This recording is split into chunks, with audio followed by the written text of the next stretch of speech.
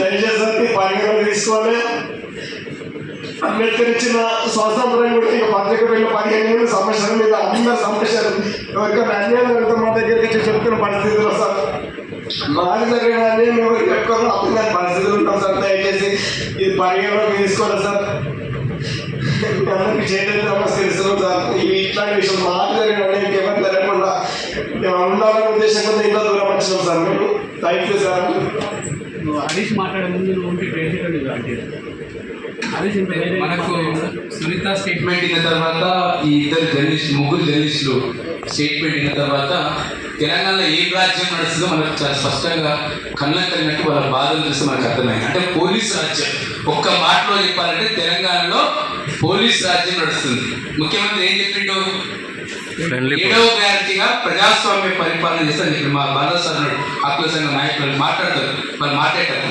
అంటే 7వ గ్యారంటీగా మేము ఈ ప్రజాస్వామ్యాన్ని పరిరక్షిస్తామని చెప్పారు జర్నలిస్టులు. అదే ఏడు జర్నలిస్టు ఇంకో జర్నలిస్ట్ అయితే ఇందాక రాకపోతే పాపం ఏడ్చే వాళ్ళు కూడా కాదు నాకు తెలిసి. అంటే ఒక సమాజంలో రాజ్యాంగం కల్పించిన ఒక స్వేచ్ఛ ఉంది, అది పత్రిక స్వేచ్ఛ ఉంది. ఒక జర్నలిస్ట్ తన డ్యూటీ ఏంటి? తన కళ్ళకు జరుగుతున్న అన్యాయాన్ని లోకానికి చాటడం ఆయన డ్యూటీ. అది ఎవరు ఏం చేసినా బెదిరించినా గులాం రసూల్ని గుర్తుపెట్టుకోవాలి. మనం ఈ మధ్య మీరు ఏడ్స్ కాదు, గులాం రసూల్ అనే ఒక జర్నలిస్ట్ను సికింద్రాబాద్ రైల్వే స్టేషన్ పట్టుకొని పోయి ఎన్కౌంటర్ చేసిన అన్నట్టు రాజ్యం. అంటే ఇట్లా చాలా మంది కూడా దారి చేసినారు. మీరు ఏడవద్దు, మీరు ఇతరులకు ధైర్యం చేయాలి.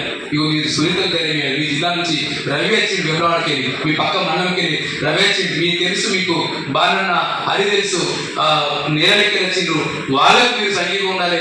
ఖచ్చితంగా మీ వెంట సుదర్శన ఉన్నాడు, సుదర్శన కేసు పాలన చేస్తున్నాడు.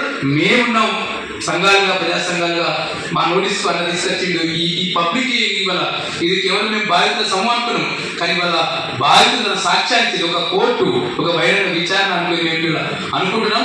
ఈ విచారణకు ఇటువంటి దానికి వచ్చిన పెద్దలు కేసీఆర్ లాంటి పాపాన్ని దించి ఓ మంచి తీసుకెళ్దామని 70-80 ఏళ్ళ పెద్ద మనిషి మొత్తం తెలంగాణ తిరిగిండు.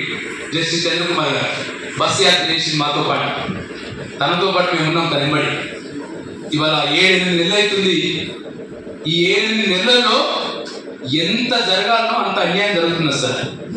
మమ్మల్ని తిడతా ఉన్నారే, మీరు కేసీఆర్ దించేయమని చెప్పారు, మేము ఏమని పోటీ ఏమని చెప్పలేదు, సార్ చెప్పలేదు, నేను చెప్పలేదు, కానీ మమ్మల్ని తిడతా ఉన్నాడు జనం. వాడినేమో దించమని చెప్పిండ్రు, వీడేమో వచ్చి కూర్చున్నాడు, కొట్టుడు వచ్చి కూర్చున్నాడు.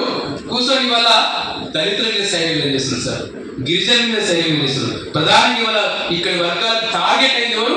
దళితులు, ఆదివాసులు, గిరిజనులు సార్. ఇప్పుడు ఇక్కడ స్టేట్మెంట్ ఇచ్చిన అందరూ ఎస్సీ, ఎస్టీ, బీసీ మైనార్టీకి సంబంధిస్తారు.